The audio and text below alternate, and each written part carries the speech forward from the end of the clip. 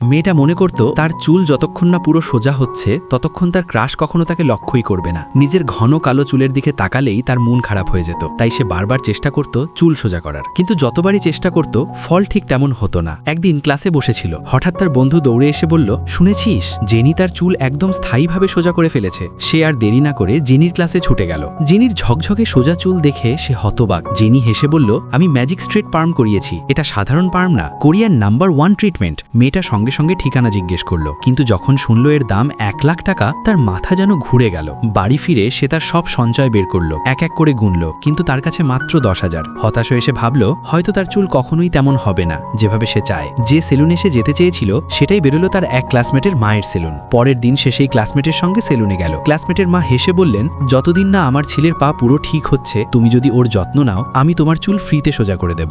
মেয়েটা আনন্দে যেন আকাশে উঠতে লাগলো। যে মেয়েটা সবসময় স্কুলে দেরি করত সে এখন ভোরে উঠে সেই ছেলেটার বাড়িতে যেত, পথে তার খেয়াল রাখত, স্কুলে পাশে বসত, ছুটির পর তাকে বাড়ি পৌঁছে দিত।